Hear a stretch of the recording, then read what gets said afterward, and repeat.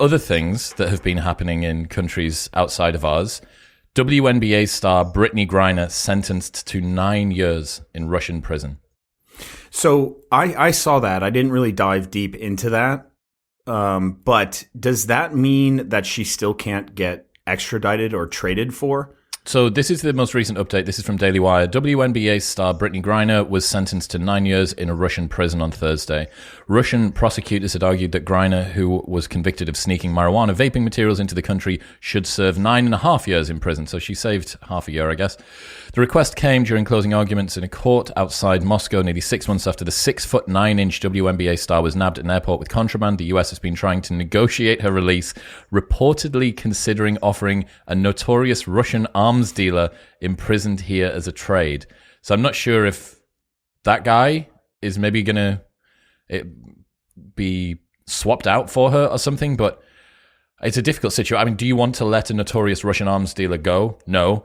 Do you want a WNBA star that had a vape cartridge on her get jailed for 9 years in a Russian gulag? Also no. Kind of hard to thread the needle. I never meant to hurt anybody, and I never meant to put in jeopardy the Russian population. I never meant to break any laws here, Griner said prior to the delivery of the verdict in Khimki City Courthouse. I made an honest mistake, and I hope that in your ruling it doesn't end my life here. I know everybody keeps talking about political porn and politics, but I hope that is far from this courtroom. Blah, blah, blah. She said that she only brought them to Russia by mistake, only used this is it. Griner, who plays for the WNBA's Phoenix Mercury, had flown to Russia to finish a season for UMMC Ekaterinburg when she was arrested. Team compete. So she was over there playing, dude. Can you imagine accidentally having, or even on purpose, thinking, I can fly a vape cartridge in, and then getting 9 years in Russia? She's been there for 6 months already. She's already detained. 9 years in prison. Yeah, so I think a lot of the WNBA stars, the best of the WNBA, they go to other countries to make more money.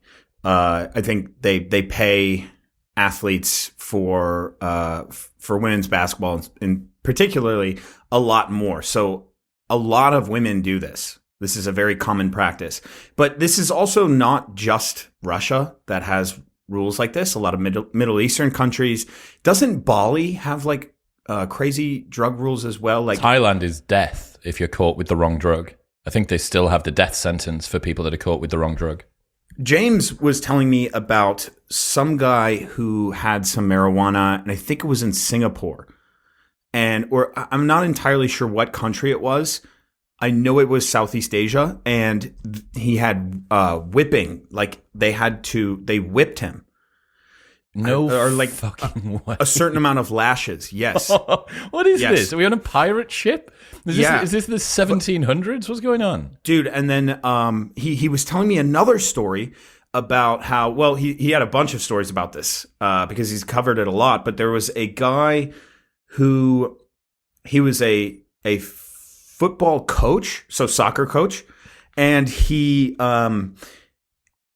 was taking his buddy to the airport, okay, in I think it was Dubai or something, and his buddy messaged him on WhatsApp saying, hey, by the way, I have a CBD pen that I left in your car, and the authorities were able to hack that message and arrested him.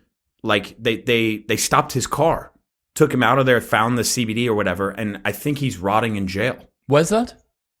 I think this one is a Middle Eastern country. Right, okay. But again, I'm not entirely sure what he said it was like a football coach or something like that. Dubai and the United Arab Emirates is somewhere you do not want to get caught with drugs. So right. I remember reading this story a few years ago about a guy that had a trace amount of marijuana on the bottom of his shoe. So he'd stood in maybe some marijuana. Maybe it was his, maybe it wasn't. He was jailed for that. I've got another news story here, which is from April 2021. American facing years in Dubai prison after cannabis traces found in urine. A man who legally enjoyed some cannabis in his home of Las Vegas is now facing 3 years in prison in the United Arab Emirates after being caught with traces of it in his urine. Peter Clark flew to Dubai on February 24th on a business trip looking for a recording studio. The retired game designer then went to hospital following a pancreatitis attack. He was reported to authorities when doctors found hashish traces in his urine, which is considered possession in the UAE. Oh My God. Oh my God. That is insane. That is insane. That's crazy, dude. They were probably forced to do that, right? It wasn't like it's part of their job, I'm sure. I think they'll probably like be they would obliged. Get fired. They would be obliged if they see it to report it. Yes. Yes. I don't think they're probably going out of their way, but they'll have said, what is it that I'm going to do? Blah, blah, blah. We found some weed. We need to report this to the authorities. And if we don't, we'll get in trouble. Oh, yeah. Yeah, for sure. But yeah, that Brittney Griner thing is, I mean, Rogan posted about it earlier on today saying that there's people that are still in jail now in the US for drugs, in states, for drugs that are now legal in those states. That's wild.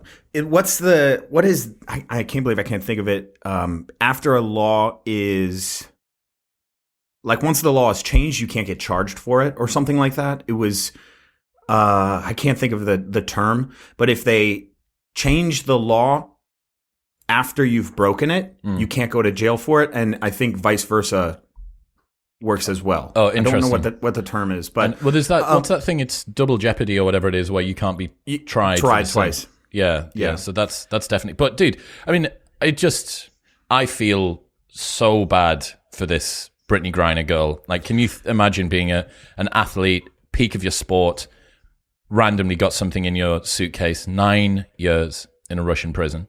I wonder if it plays out. Like, what are the odds that she is never traded for to come back to the United States and has to play out and live out these 9 years? What if she like learns Russian, has to join a gang, to survive and shit? That'd be so cool.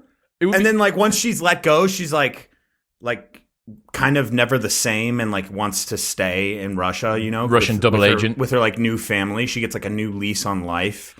Well, I'm glad that you're being very hopeful about this. I wonder whether she feels the same, but yeah, dude. You got to lean into it at that point, it's I think. Fucking wild. That's one of the things, for all that there's problems with the West and stuff, look at some of the drug laws in different countries.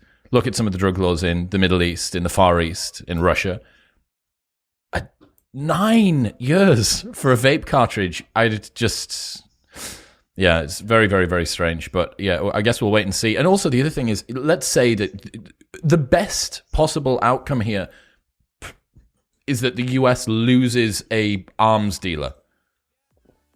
We get an arms dealer back out into the world. Yeah. That's the best possible scenario. And then we get a WNBA star back. What's happening, people? If you enjoyed that, then press here for the full, unedited episode.